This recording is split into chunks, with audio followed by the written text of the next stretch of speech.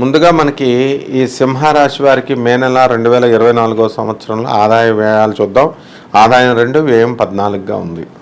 అంటే ఖర్చు ఎక్కువగా కనబడుతుంది. రాజ్యభుజ్యం 2, అవమానం 2, ఈ 2 కూడా సమానంగా ఉన్నాయి.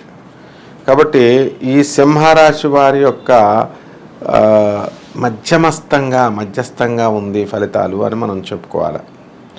సప్తమంలో ఉన్నటువంటి శనిగ్రహ ప్రభావం వలన మనకి జీవిత భాగస్వామితోనూ తర్వాత వ్యాపార భాగస్వాములతోనూ కొంచెం వివాదాలు రావడానికి అవకాశాలు ఉంటాయి. ఇవి లేకుండా వీళ్ళు కొంచెం జాగ్రత్తగా ముందుకు ఆర్గ్యుమెంట్స్కి, అనవసరమైనటువంటి ఆర్గ్యుమెంట్స్కి ఛాన్స్ ఇవ్వకుండా ముందుకెళ్తే సరిపోతుంది. ఇక అష్టమంలో ఉన్నటువంటి రాహుగ్రహానికి మనకి బుధుడు డైరెక్ట్ అయ్యి 25 ఏప్రిల్ నుంచి, అలాగే కుజుడు 23 ఏప్రిల్ నుంచి ఇంకా అలాగా జరుగుతూ ఉంటుంది అన్నమాట. కాబట్టి మొదట 2 వారాలు మనకి ఈ విధంగా ఈ బుధుడు అనేటటువంటిది ఉండడం జరుగుతుంది. 10 మే వరకు కూడా అష్టమ స్థానగతుడవడం వలన అనవసరమైనటువంటి మెంటల్ టెన్షన్స్ ఈ సింహరాశి వాళ్ళకి రావడానికి అవకాశాలు ఉంటాయి. అలాగే ఈ నరాలకు సంబంధించి ఓవర్ ఎక్సైట్ అవ్వడము, ఇలాంటి ప్రాబ్లమ్స్, కొంచెం మానసికంగా టెన్షన్స్ ఇలాంటివన్నీ కూడా రావడానికి అవకాశాలు ఉంటాయి. అయితే భాగ్యస్థితిగతుడైనటువంటి గురుడు మరి ఎక్కడికి వెళ్ళిపోయాడు? రాజ్యస్థితిలోకి వెళ్ళాడు. కాబట్టి గురుడు బలం కొంచెం తగ్గినప్పటికీ కూడా మరి విశేషమైనటువంటి లాభాలు ఇవ్వడానికి అవకాశం ఉంటుందన్నమాట.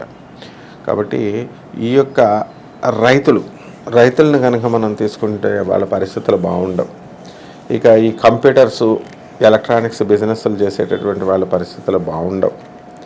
ఇక ఇనుము సంబంధించినటువంటి ఇండస్ట్రీస్, ఇనుము ఫ్యాబ్రికేషన్, వెల్డింగ్ ఇలాంటి బిజినెస్లు ఏవైతే ఉన్నాయో ఇవి కూడా పెద్దగా బాగుండవు అన్నమాట. అలాగే ధనస్థానంలో ఉన్నటువంటి కేతుగ్రహ ప్రభావం వలన ఆకస్మికమైనటువంటి ధనలాభం రావడానికి అవకాశాలు ఉన్నాయి. కాబట్టి వీళ్ళు సడన్గా డబ్బులు వస్తాయి అని ఆశించినప్పుడు డబ్బులు రావు అని ఆశించినప్పుడు కస్టమర్ రావడం, ఇలాంటిగా పరిస్థితి ఈ యొక్క సింహరాశి వారికి ఉంది. ఇక ఈ సింహరాశి వాళ్ళకి చాలా సమస్యల నుంచి ఎదుర్కొని బయటపడి వీళ్ళు కోర్టు సమస్యల్లో ఇరుక్కున్నటువంటి వాళ్ళు చాలామంది ఉన్నారు. కాబట్టి అది బాధ పోతుందా, ఈ యొక్క విరుగుడు అనేటటువంటిది ఈ యొక్క సింహరాశి వారికి వస్తుందా ఈ మే నెలలో 2024 సంవత్సరంలో అనేది ఒక ప్రశ్న. దీనికి చక్కగా ఈ యొక్క ప్రశ్నకు సమాధానంగా ఈ రాహు పరిస్థితి అనేటటువంటిది అష్టమ స్థితిగతుడై ఉన్నాడు. కాబట్టి అలాగే మనకి భాగ్యములో ఉన్నటువంటి గురువు రాజ్యస్థితిగతుడై అన్నాడు. కాబట్టి వ్యాపార ఉద్యోగ విషయాల్లో చాలా జాగ్రత్తగా చూడాల్సినటువంటి అవసరం ఉంది. అండ్ వీళ్ళకి ఏంటంటే గోధుమలు బిజినెస్, ఇలాంటి ధాన్యాలు విత్తనాల బిజినెస్లు బాగుంటాయి. అంటే ఫుడ్, ఫ్యాటు, ఫర్టిలైజర్స్ ఇలాంటి బిజినెస్లు అనేటటువంటివి బాగుంటాయి అన్నమాట. విద్యార్థులకి రాజ్యస్థితిగతుడైనటువంటి గురుడు బాగున్నాడు.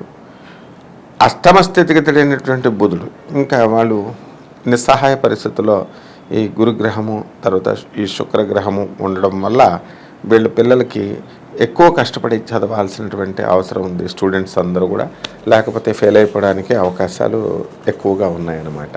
రాజకీయ నాయకుల దగ్గరికి వచ్చేసరికి బ్రహ్మాండంగా ఉంటుంది. ఈ సింహరాశి వాళ్ళు గెలవడానికి అవకాశాలు ఉన్నాయి. కాబట్టి అన్ని విధాలుగా సర్వతోముఖ అభివృద్ధిగా ఉంది.